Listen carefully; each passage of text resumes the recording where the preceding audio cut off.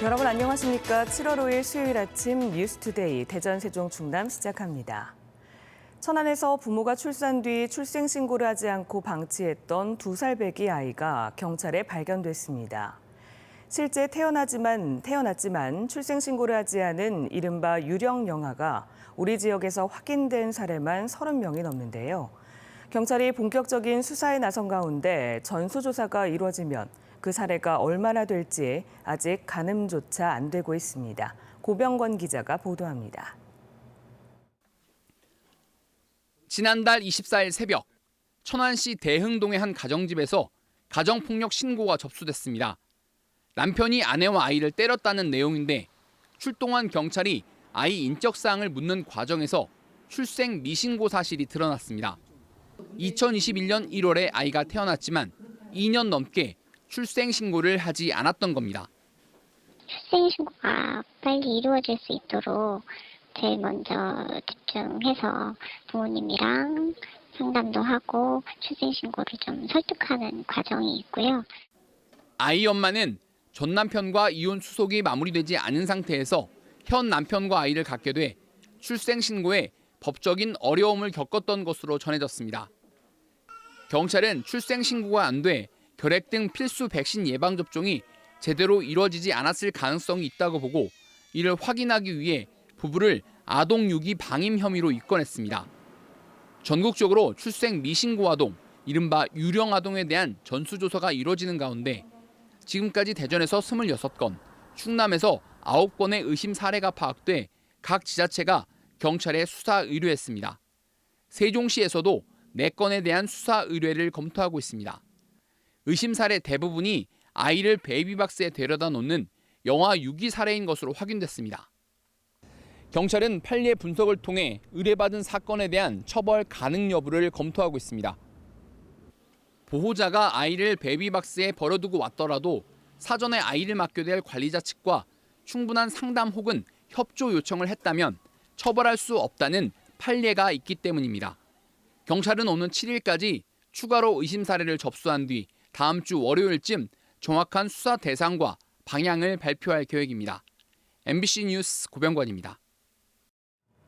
이장우 대전시장이 지역 축제의 혁신을 강조했습니다. 이장우 시장은 확대 간부회의에서 오는 9월로 예정된 대전국제와인엑스포의 경우 대중성을 확보하지 못하면 내년부터 중단할 계획이며 30년 역사를 가진 사이언스 페스티벌도 아직은 그에 맞는 위상이 없어 혁신이 필요하다고 강조했습니다. 이 시장은 지역 축제를 담당하는 대전관광공사도 변해야 한다며 사업구조 혁신을 주문했습니다. 최근 윤석열 대통령의 공정수능 발언 이후 대학 수학능력 시험의 초고난도 문항, 이른바 킬러 문항이 이슈가 된 가운데 김지철 충남교육감은 킬러 문항은 충남 등 지방학생들에게 불리하다며 출제에서 배제해야 한다고 밝혔습니다. 김 교육감은 킬러 문항에 대해 국어 문제가 과학 문제처럼 나오고 영어가 과학이나 철학에 대한 지식 없이 풀기 어렵게 출제되고 있다며 교육 과정을 정상적으로 이수한 학생들이 풀 수 있는 문항이 출제돼야 한다고 강조했습니다. 또 변별력이 낮아지면 재수 선택이 늘어날 것이라는 우려에 대비해 문제 난이도 설정을 위해 전문가, 현장 교사 등과 함께하는 대책 마련이 필요하다고 덧붙였습니다.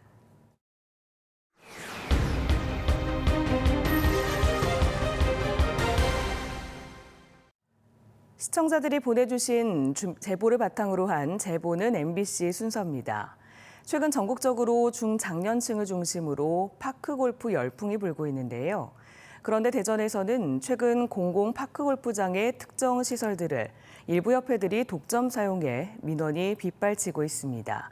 급기야 대전시가 직영 운영을 하겠다고 나섰지만 협회가 이를 거부하면서 파장이 커지고 있는데요.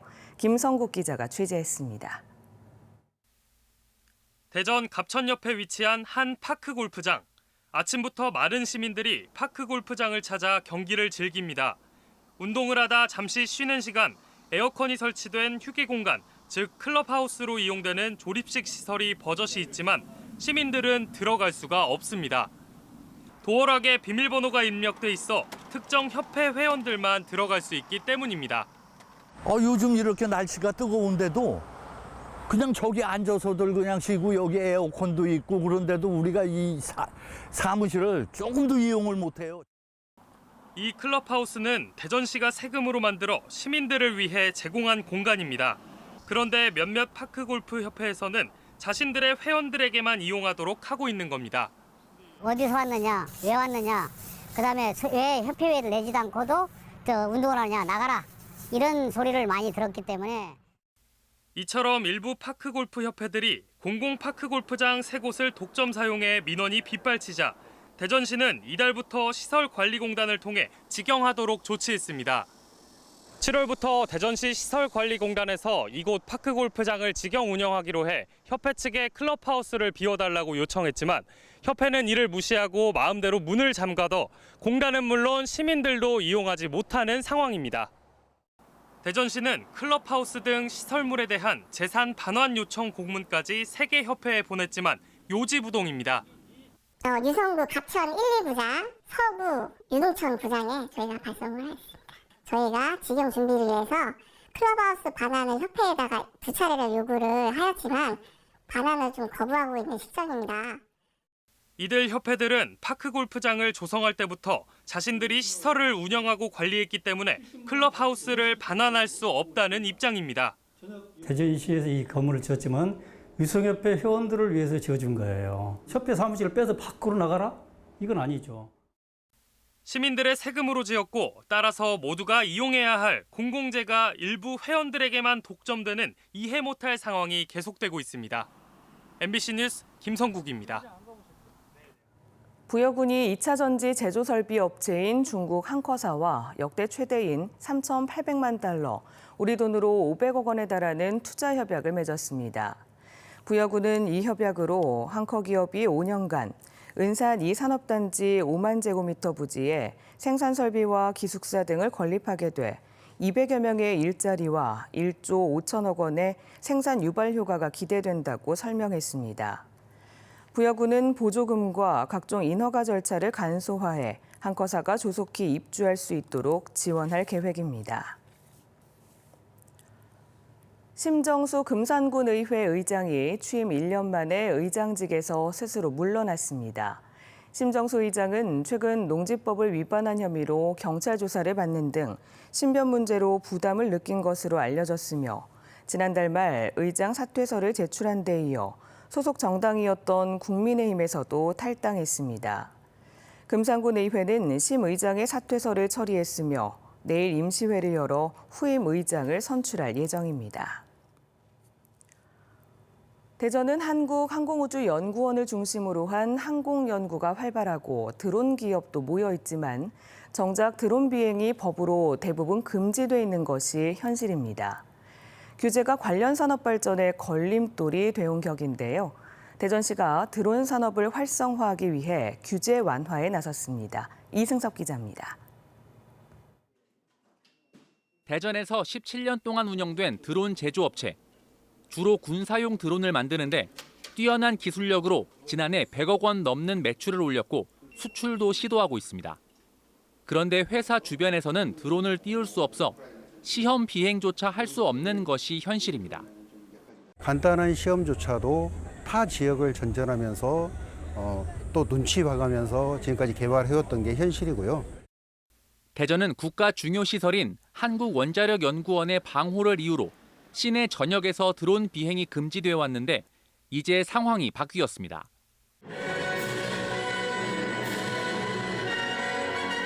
드론 업체의 시험 비행과 일반인의 자유 비행이 가능한 대전 드론 공원이 새 단장을 마쳤습니다. 드론 비행이 금지된 구역에서 국토교통부가 드론 공원을 지정한 건 이곳 대전 드론 공원이 전국에서 처음입니다. 대전시가 미리 비행 허가를 얻었기 때문에 신청만 하면 누구나 드론을 띄울 수 있습니다. 최근 대전 서구와 유성구, 대덕구에 걸쳐 지정된 드론 특별 자유화 구역에서도 드론 기업들의 실증이 가능합니다. 국토교통부는 최근 한국원자력연구원 주변에 비행 금지 구역을 완화해달라는 대전시의 건의를 받아들이기로 했습니다. 원자력 연구원이라던가 원자력 안전위원회 등에서도 이제 최종 결정을 해야 되는 사항이 아직도 많이 남아 있어요. 그래서 저희가 최선을 다해서 그곳을 만나서 설득을 하고. 대전시는 옛 대덕경찰서 부지에 있는 로봇 드론 지원센터도 관련 기업들의 연구와 실증 공간으로 조성할 계획입니다. MBC 뉴스 이승섭입니다. 대전시가 한부모 가정의 부담을 덜기 위해 청소나 세탁 등의 가사 서비스 이용료를 일주일에 최대 4만 원까지 지원합니다. 지원 대상은 12살 이하 아동을 키우면서 경제활동을 하는 기준 중위소득 120% 이하의 한부모 가정으로 대전시 가족센터에 신청하면 대상자 선정을 거쳐 지원받을 수 있습니다. 세종시가 소방본부, 승강기 안전공단 등과 승강기 고립사고에 대응한 합동훈련을 진행했습니다. 이번 훈련은 정전에 따른 승강기 급정지 상황을 가정해 신고와 상황 전파, 출동, 구조 등의 과정으로 진행됐는데 승강기 사고 대응 합동훈련은 코로나 여파로 지난 2019년 이후 4년 만에 시행됐습니다. 거리에서 갑자기 쓰러지거나 지역 축제에 많은 인파가 몰려 위험해지는 상황. 이때 가장 중요한 건 빠르게 상황에 대응해 골든타임을 지키는 건데요. 현장을 즉시 포착하고 범죄를 예방해주는 인공지능 CCTV가 도입되면서 벌써부터 사건, 사고 예방 등의 효과를 톡톡히 보고 있다고 합니다. 김지혜 기자의 보도입니다. 세종시의 한 사거리에서 승용차와 오토바이가 부딪힙니다. 오토바이 운전자가 바닥에 쓰러진 지 5분 만에 119 구급차가 도착, 환자를 이송합니다. 인적이 드문 새벽에 술에 취해 인도와 차도 사이에 위태롭게 앉아있던 남성. 잠시 뒤 경찰이 출동해 대응합니다. 모두 CCTV가 자동으로 이상 징후를 포착해 큰 사고를 막은 사례들입니다. 이벤트가 발생했습니다. 경보를 울리고 CCTV를 조작하는 건 사람이 아닌 인공지능, AI입니다. CCTV 영상 속에서 배회나 침입, 싸움, 쓰러짐, 밀집도 등 수상한 움직임을 탐지해 자동으로 경고가 뜨는데 무엇보다 빠르게 대응해 골든타임을 확보할 수 있습니다. 이상 징후가 탐지되면 영상과 함께 경찰과 소방에 신고가 되고 필요하다면 군부대까지도 연결이 가능합니다. 세종시의 경우 지역 내 설치된 2,800여 개의 CCTV를 6명의 인력이 24시간 지켜봐야 하는데 현재 600대를 인공지능 CCTV로 교체했고 올해 100대를 추가 교체할 계획입니다. 제천 방축전에 지금 현재 CCTV가 좀 설치가 되지 않았었어요. 거기에 저희가 CCTV를 좀 설치를 하고 거기에 다 AI 기반으로 설치할 계획입니다. 전국적으로는 지자체 통합관제센터와 연결된 인공지능 CCTV의 보급률은 현재 24% 남짓에 그치고 있습니다. 정부는 오는 2027년 전국의 모든 CCTV를 지능형으로 전환하겠다고 밝혔는데 그만큼 사건 사고 시 발빠른 대응이 가능해질 전망입니다. MBC 뉴스 김지혜입니다. 한국기초과학지원연구원이 정부 출연 연구기관 가운데 처음으로 쓰지 않고 보관 중이거나 활용도가 낮은 연구 장비를 민간에 이전합니다. 기초과학지원연과 과학기술정보통신부, 연구산업협회는 대전에서 업무 협약을 맺고 바이오와 화장품, 나노소재 등 시험 분석 기업 11곳에 현미경과 분석기 등 30종, 39억 원에 달하는 장비를 이전하기로 했습니다. 과기정통부는 국내 시험 분석 시장 규모는 지난 2020년 기준 7조 원대에 달하지만 시험 장비가 고가여서 기업들이 장비 투자에 선뜻 나서지 못하는 만큼 이번 장비 이전이 큰 도움이 될 것으로 기대했습니다. 수요일 뉴스투데이를 마칩니다. 시청해주신 여러분 고맙습니다.